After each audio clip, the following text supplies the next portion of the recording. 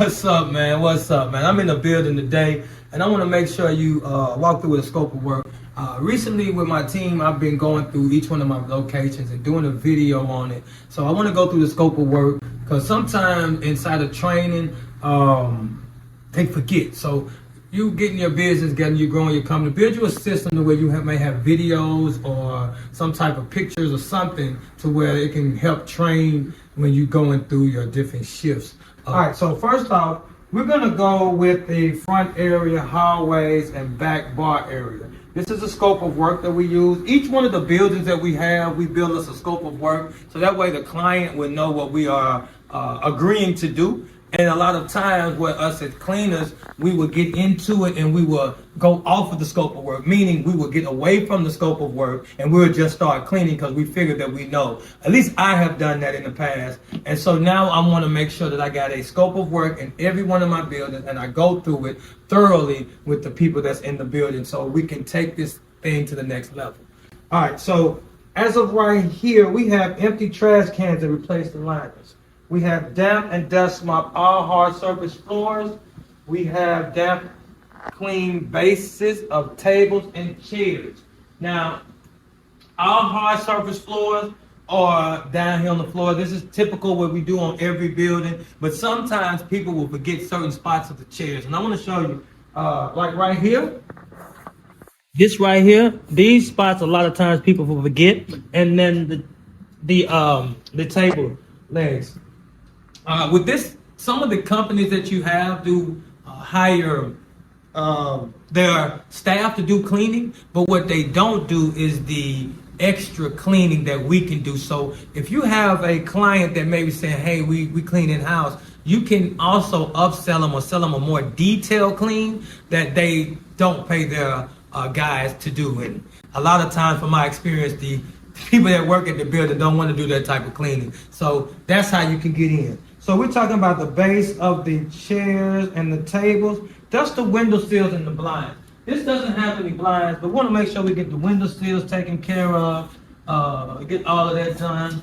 Make sure that's taken care of. Each time you come, dust hits the window, sealed from the air. This would be in a pizza parlor. They has flour that goes around, so it's like dust. It goes around in the air vents and blows around. So this is a little bit more dustier place, if you want to say. It's not really dust, but it's flour, but it has a lot of debris that goes around. So we want to go here, completely wipe down the tables and the chairs. They're big on tables and chairs. Pretty much, they want to make sure that their client or their customers be able to sit down and eat food from a clean table and clean chairs without dust and debris. All right, so we sweep and damp mop underneath all furniture. Let's go back here. This is where we had the problem last week because furniture in this building is under this. So we're supposed to, in this building, it says sweep and damp mop under all furniture. So we want to make sure we sweep up under this, sweep up under here. Want to get up under there as well. And let's see what else we have in here that you may have to sweep and damp mop under. So nothing else seems to be going under. We want to make sure we get in the back of that corner. It looks like they pulled the chair out already, so it seems like they got in the back of that corner.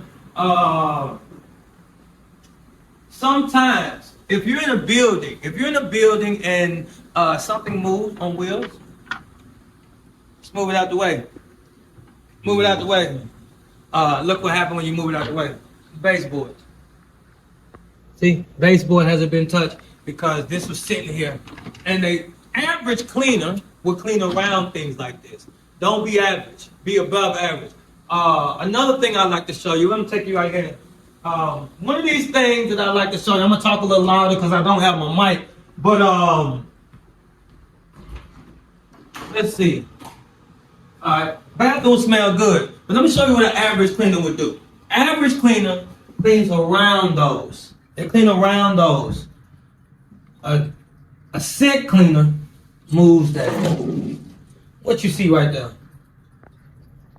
Oh, it's not been moved. It's a penny right there. And you can see it's not wet. So that means whoever mopped it didn't mop behind it.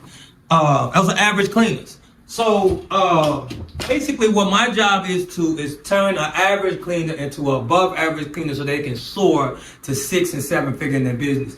I've been doing well in my business for over 5 years now. So now I take my lessons that I've learned and want to empower those around me so they can get to the next level. All right, so let's go on. Clean and sanitize bar behind the tables. So let's go back to the bar. Again, we want to clean and sanitize the bar and the tables. All right, so let's go on to the next one. We want to clean interior and exterior of glass entry doors. Interior and exterior of glass entry doors. We are commercial cleaners, so typically we just clean the inside, the windows and stuff. But in the front door, I want to make sure that we wiping down the interior and the exterior of the door for the fingerprints and the dust and debris. So if I go out here, I want to show you what I seen when I first came in. When I first came in, I like to look at the windows. When I walk past each one of my buildings or when I go to my building, one of my first things I look for is the windows. When I go into it, I want to see what my client sees. First thing I seen was a fingerprint here. Fingerprint there, when I walked in and seen it. So that means that the building, it may have been done white, right? But they missed that. So let's go here again. So now, it's been raining, right? So we're gonna say it's raining. So I can't really talk about this because it's been raining, but I wanna show you something. Let's step outside. So when my client comes after the cleaner has left, we want to make sure we wipe that off. Like that's up to you. Like I'm not talking about clean the building, but if a client walks in, fingerprints on the door, all of that done, we want to make sure we're keeping this in above level. We want to make sure we take care of our clients inside and out the window. Doors, spot clean glass windows and doors. Again, a lot of times we don't have to clean the whole building. We come on a regular. Somebody might put a fingerprint right there. Spray your rag, wipe the fingerprint, and keep going. Every now and then, I say once a month, we want to clean the dust off all the windows, but the majority of the time, we're cleaning smudges and fingerprints off the door. Now, I had one of my cleaners that said, I don't like to take shortcuts. I don't want to take shortcuts. I'm going to do the whole window. So, every time, I guess she does the whole window. But over time, she would realize that it's not necessary to do the whole window when you're going 3 times a week, if they're only touching one spot. So, just depending on what type of cleaning you want to do. I say it's good to do spot cleaning on some occasions, but if you see smudges over the window, you want to get that window caught up first. So that's just a tip for me to get you in and out the buildings quicker. You don't have to wipe all the glass. You just wipe, looking for the fingerprints to get them off. All right. So we want to clean and sanitize high touch areas. So high touch areas are areas that they touch, like the alarm system. They touch that. Another high touch area would be here. Want to wipe that off. Wipe the bar that off. High touch area in here would be mostly doors. A lot of times I want to show you, like doors right here. Somebody will walk out and put the door. You want to wipe the sides of the door down. This right here. Any place that you touch your hands. You walk by here. You might want to sit down here. So these need to be wiped down. You have people that might want to stand over here and talk like this. So you want to make sure you wipe the stuff down like this. It is also a horizontal ledge, so we definitely want to make sure we keep that wiped down. Again, these are some things that I bring to the table that people might see. My client might not even see that, but I do. That's why it's imperative that you as a business owner or you as the inspector, make sure you're inspecting your buildings, because you don't want the client to find out something that you can see before them.